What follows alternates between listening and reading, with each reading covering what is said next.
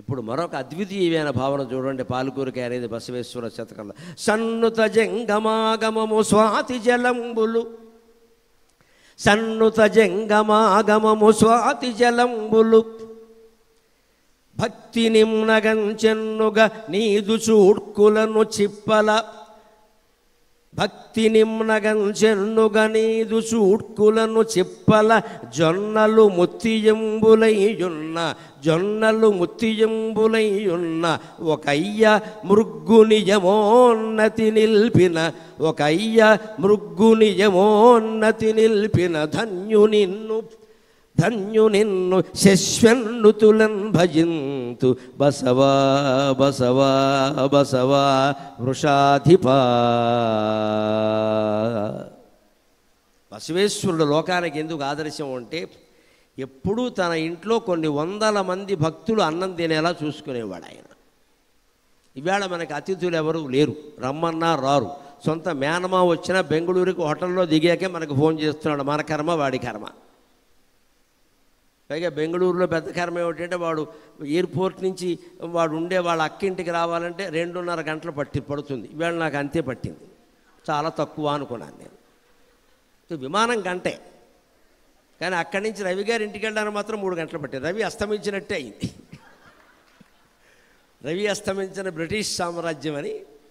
పాపం ఆయన ఏం చేస్తారని అడుగుతూ నెమ్మదిగా నాకు ఎక్కడ కోపం వస్తుందో ఆయన బాధపడుతూ నెమ్మదిగా మధ్యలో ఏదో సినిమా స్టోరీలు చెప్తున్నారు ఆయన. మీరు ఏం కంగారు పడకండి, ఎన్ని పడ్డామో జీవితంలో, ఇదో పెద్ద విషయం, మీరు హాయిగా నడపండి, మామూలే. ఎందుకంటే నేను మొహమాటం లేకుండా చెబుతున్నానమ్మా, బడాయి అనుకోవద్దు. 2.5 గంటలు నా హృదయం నమశివాయ నమశివాయ నమశివాయ. నాకు ట్రాఫిక్ జామ్ తెలియలేదు, పైగా అదృష్టం అనుకున్నా. ఎందుకంటే ఇంత ట్రాఫిక్ జామ్ లేకపోతే ఈ జపం చెయ్యం కదా.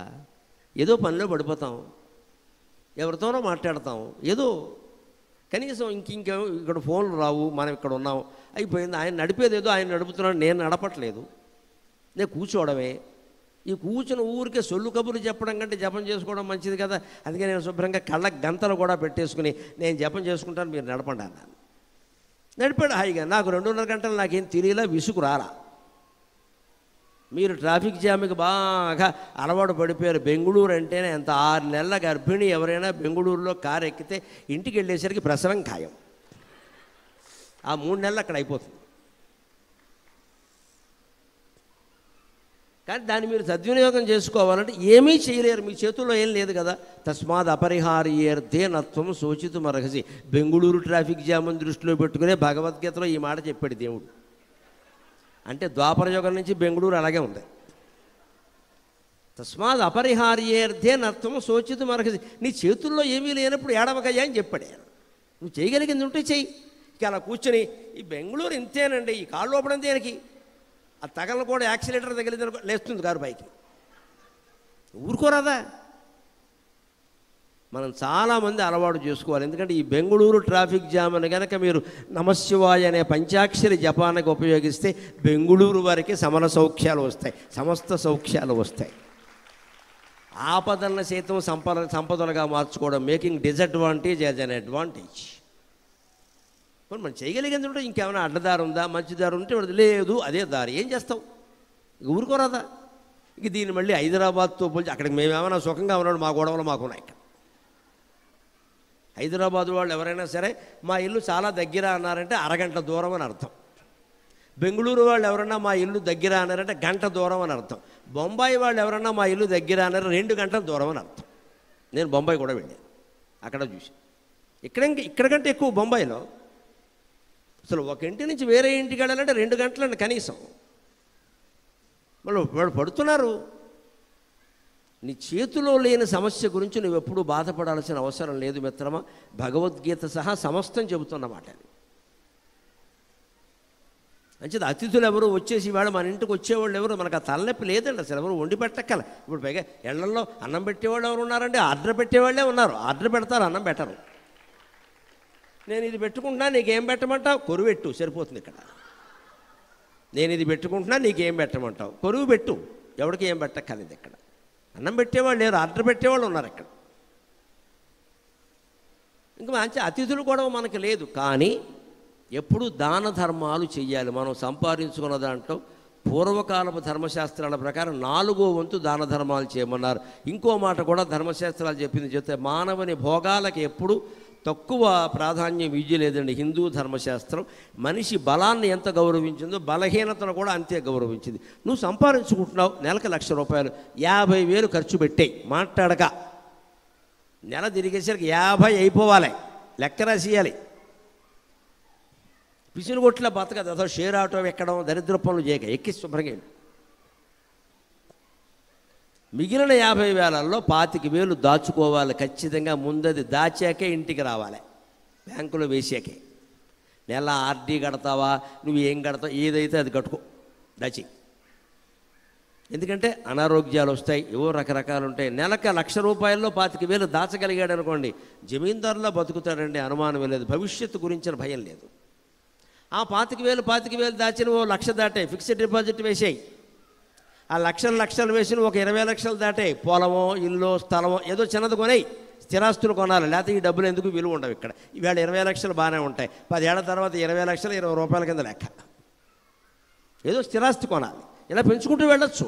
ఇంత చేస్తూ కూడా మన ధర్మశాస్త్రం చెప్పిన విషయం ఏంటంటే, నీ ఆదాయంలో సగం డబ్బు నువ్వు ఖర్చు పెట్టుకో, ఆ మిగిలిన సగంలో సగం పావలా భవిష్యత్తు కోసం దాచిపెట్టుకో, ఆ మిగిలిన పావలా దాన ధర్మాలు చేయి, అది వచ్చే జన్మకి పెట్టుబడి. వచ్చే జన్మకి పెట్టుబడి. మనందరికీ పునర్జన్మ పూర్వజన్మల మీద నమ్మకం ఉంది కదా, మనమేం నాస్తికులం కాదు. తెలుగులో ఒక మాట ఉంది, గమనించండి. ఆయనకేమిటమ్మా పెట్టి పుట్టాడు, ఏమిటి పెట్టడం ఏమిటి పుట్టడం. పెట్టి పుట్టాడంటే పూర్వజన్మలో పెట్టి ఇప్పుడు పుట్టాడు, అది విషయం ఇక్కడ. పూర్వజన్మలో పెట్టాడు, ఇప్పుడు పుట్టాడు. ఆయనకేమమ్మా పెట్టి పుట్టాడు. పోనీ అది పెట్టామో లేదో మనకి, ఇప్పుడైనా పెడితే వచ్చే జన్మైనా బాగుంటుంది. పైగా ఆ 4వ వంతు దాన ధర్మాలు చేయడం వల్ల నీకు కలిగే సంతృప్తి ఈ 50,000 అనుభవించడం ద్వారా కానీ, ఈ 25,000 దాచడం ద్వారా కానీ కలగదు. ఇతరులకు ఇచ్చిందే మనకి ఎప్పుడైనా సంతృప్తి కలిగిస్తుంది. ఇచ్చటలో ఉన్న హాయి వేరే ఎచ్చటనో లేనే లేదు, ఈ పాత సినిమాలో పాట. ఎప్పుడైనా మనం ఏం చేసాం, అన్నీ పాపాలు చేసాం అనిపిస్తుంది. లేదు నేను దాన ధర్మాలు చేశాను, కొందరిని ఆదుకున్నాను అని ఒక భావన కలిగితే హాయిగా ఉంటాం కదండి, ఆయుర్దాయం పెరుగుతుంది. అటువంటి జంగమారాధన, భక్తుల ఆరాధన ఎలా చేసేవాడు? సన్నుత జంగమాగమము స్వాతి జలంబులు. జంగములు ఆయన ఇంటికి వస్తే స్వాతివాన కురిసినట్టుగా భావించేవట్ట బసవేశ్వరుడు. స్వాతివానకు ఓ ప్రత్యేకత ఉంది, వానకే ఓ ప్రత్యేకత ఉంది. స్వాతివానకి మరింత ప్రత్యేకత. స్వాతి నక్షత్రం ఉన్న రోజున కనుక వాన కురిస్తే, ఆ వాన చినుకులు పొరపాటున ఏదైనా నది మీద పడితే, ఆ నదిలో కానీ సముద్రంలో కానీ అడుగున ఏమైనా ఆల్చిప్పలు ఉంటే, అందులో కొన్ని ఆల్చిప్పలు బయటకు వస్తే, అవి తెరుచుకుంటే, ఈ స్వాతి నక్షత్రం నాడు కురిసిన వాన చినుకు ఆ ఆల్చిప్పలో పడితే అది వెంటనే మూసుకుంటుంది, కిందకి వెళ్ళిపోతుంది, ముత్యమై బయటకు వస్తుందండి. అది చరిత్ర. దీన్నే స్వాతి ముత్యం అంటారు. నీటి పొట్టు ముత్యపు చెప్పులో పడితే ముత్యం అవుతుంది, ప్రతి నీటి పొట్టు అవుతుంది. స్వాతి అక్కల్లా ఏ రోజు కురిసినా అవుతుంది. కానీ మామూలుగా నీటి పొట్టు ముత్యం అయితే ₹2 2,000 ఉంటుంది. స్వాతి నక్షత్రం నాడు కురిసిన వానతో కనుక ఆ ఆలిచిప్ప ముత్యం అయితే 2 లక్షలు ఉంటుంది. ఆ ముత్యం 2 లక్షలు ఉంటుంది. దాని క్వాలిటీ వేరు. ముత్యాల వర్తకులు చూస్తారు, ఇది స్వాతి ముత్యం అండి అంటారు. ఈయనకి ఏది స్వాతి ముత్యం ఈయన జీవితంలో అంటే దాన ధర్మాలే స్వాతి ముత్యం. సన్నుత జంగమాగమము స్వాతి జలంబులు. జంగములు భక్తులు ఈ ఇంటికి వస్తే చాలు స్వాతి చినుకులు కురిసినట్టే అనిపించేదిట. భక్తి నిమ్నగంచెన్నుగా నీదు చూడ్కులను చెప్పల. భక్తి అనే నిమ్మనగ ఆ నదిలో పడతాయి కదా, నిమ్మనగ అంటే అది నిమ్మనం గచ్చెతీతి, నిమ్మన గచ్చెతీతి నిమ్మనగా. నీరు పల్ల మెరుగు నిజము దేవుడెరుగు లెక్కది. నీరు పల్ల మెరుగు నిజము దేవుడెరుగు. అందుకని నదిని నిమ్మనగా అంటారు. పల్లానికి ఎడుతుంది ఎప్పుడు కూడా. పల్లానికి వెళ్ళమని ఒకరు చెప్పక్కల, ఎత్తుకు వెళ్ళాలంటేనే మనం మళ్ళించాలి, పల్లానికి అదే విడుతుంది. అంచేత నిమ్మనగా అంటే నది. సుర నిమ్మనగా అంటే దేవతల నది, గంగా నది. భక్తి అనే నదిలో పడ్డాయట ఆ జంగముల రాక అనే స్వాతి జలాలు. చెన్నుగని దుచుడ్కులను చిప్పల. అప్పుడు ఈయన కళ్ళు అనే ముత్యపు చెప్పలు పైకొచ్చాయట. ఎంత వర్ణన చేస్తున్నాడో మహాకవి పాల్కూరికి సోమనాథుడు. ఈయన బసవేశ్వరుడు కళ్ళు అనే ముత్యపు చెప్పలు నది పైకి వచ్చాయట, భక్తి అనే నది నుంచి పైకి వచ్చాయన్నమాట. చిప్పల నీదు చూడ్కులను చిప్పల జొన్నలు ముత్తియంబులైయున్నా. ఇది ఒక మహామహిమ, భక్తుడైన వాడు చూపించిన మహిమ. బసవేశ్వరుడి దగ్గరికి ఒకసారి ఒక శివభక్తుడు వచ్చి, అయ్యా నేను మొక్కుకున్నాను కంగారులో, మా అబ్బాయికి ఇంట్లో పెద్ద వ్యాధి వచ్చిందండి, ఎంతమంది వైద్యులకు చూపించినా తగ్గలేదు, అంచేత నేను ఇది తగ్గితే శివుడికి ముత్యాల రాశితో అభిషేకం చేస్తానని మొక్కుకున్నానండి. ఏదో ఆవేశంలో అనేశాను, మా ఆవిడ కంగారు పడుతుంటే చూడలేక మొక్కేశాను. నా దగ్గర ముత్యాలు ఎక్కడ ఉన్నాయండి, ధాన్యం గింజలు కూడా లేవు. బసవేశ్వర అందరికీ దాన ధర్మాలు చేస్తున్నావుట, నువ్వే దిక్కయ్యా అని బసవేశ్వరుడికి నమస్కారం చేస్తే, కంగారు పడకయ్యా, శివభక్తుడైన వాడు మొక్కుకుంటే ఆ మొక్కు నేను తీరుస్తా, నువ్వు తీర్చాల్సిన పనేమి లేదు అని ఇక్కడ కూర్చో అని తన ఇంటి ముందున్న జొన్నల రాశి, జోళదార రాశి అంటూ ఉంటారు కదా, ఆ జొన్నల రాశికేసి ఒక్కసారి బసవేశ్వరుడు తన అపారమైన పంచాక్షరీ జప తేజస్సుతో ఉన్న కళ్ళతో ఒక్కసారి చూసేట. ఆ జొన్నల రాశి మొత్తం ముత్యాల రాశిగా మారిందిట భక్తి ప్రభావం కారణం. భక్తుల విషయంలో ఇది ఏమాత్రం అసాధ్యం కాదు, శంకించవలసిన అవసరం లేదు, ఎప్పుడైనా జరుగుతుంది. దేవీ భాగవతంలో చెబుతారు ఒక మాట, కర్తుం అకర్తుం అన్యథా కర్తుం. అనుకున్నది అనుకున్నట్టు చేయడానికి, అకర్తుం అనుకున్నది కాకుండా చేయడానికి, అది అవ్వాలి కానీ ఇంకో రకంగా అవ్వాలంటే ఆ రకంగా చేయడానికి భక్తిని మించిన సాధన లేదండి. అందుకే నేను ఒక్కసారి కంగారు పడకయ్యా, నా దగ్గర ఉన్నవి జొన్నలే, మరి జొన్నలతో కాదు కదా నువ్వు మొక్కుకున్నది ముత్యాలతో కదా అని జొన్నల రాశికేసి చూశాట. ఒక్కసారి జొన్నలు ముత్తియంబులైయున్న ఒకయ్య ముగ్గు నిజమోన్నతి, ఒకయ్య ముగ్గు నిజమోన్నతి నిల్పిన ధన్యు నిన్ను. అటువంటి ఒక భక్తుని యొక్క శివుడికి ముగ్గుతో, ముత్యాల ముగ్గుతో నేను పూజ చేస్తా, అభిషేకం చేస్తా అని ఒక భక్తుని మొక్కు చెల్లించిన నిన్ను శశ్వన్నుతులన్ భజింతు బసవా బసవా బసవా వృషాధిపా. శశ్వన్నుతులు, ఇది మాట బాగా గుర్తుపెట్టుకోవాలి. భగవన్నుతికి సమయం లేదు. శశ్వత్ అంటే శాశ్వతంగా, శశ్వత్ అనే మాట నుంచే శాశ్వతం అనే మాట వచ్చింది. ఎప్పుడూ భగవంతుడిని నుతించవలసిందే. ఒక్క ఉపాయం చెబుతానండి. మనలో చాలామందికి నిద్ర పట్టని జబ్బు ఉంది. అది జబ్బు అనద్దు, పోనీ ఇబ్బంది అందాం, ఉంది, చాలామందికి ఉంది. ఈ కాలంలో చాలామందికి నిద్ర పట్టట్లేదు. 2 జబ్బులు బాగా ఉన్నాయి. ఒకటి తిన్నది అరగడం లేదు, రెండోది పడుకుంటే నిద్ర పట్టట్లా. ఈ రెండే. పైగా ఈ జబ్బులు 2 బాగా డబ్బున్న వాళ్ళకే ఉంటాయి, డబ్బు లేని పడుకుంటాం. వాడు ఏది ఉంటే తినేస్తాడు, వెంటనే పడుకుంటాడు, మళ్ళీ పనికి వెళ్ళాలి పొద్దున్న. బాగా డబ్బులు ఉన్నవాడికి నిద్ర పట్టదు. ఎందుకంటే ఈ డబ్బులన్నీ ఏం చేసుకోవాలి, ఎవరన్నా పట్టుకుపోతారేమో, గవర్నమెంట్ వాళ్ళు చూస్తే ట్యాక్స్ కట్టమంటారేమో, లేకపోతే కొడుకో కోళ్ళో కూతురో అల్లుడో చూస్తే వాళ్ళు ఏదో అడుగుతారేమో, వాళ్ళ మీద అనుమానమే. పూర్వం రోజుల్లో అయితే ఆ రోజుల్లో ఒక 100 ఏళ్ల క్రితం ఎవరైనా ₹1,00,00,000 సంపాదించారనుకోండి, ఆ సంపాదించడమే అబ్బురం. పైన ఓ జెండా పెట్టేవారండి. కోటికి పడగెత్తడం అంటే అదే తెలుగులో జాతీయ. పడగ అంటే జెండా, పాము పడగ కాదు. పడగ అంటే జెండా, తెలుగులో పడగ అంటే జెండా. ఆయన ఇంటి మీద సిమెంటుతో ఓ జెండా చేయించేవాడు, స్తంభం అలాగా. నేను కోటీశ్వరుణ్ణి చెప్పుకునేవాడు హాయిగా.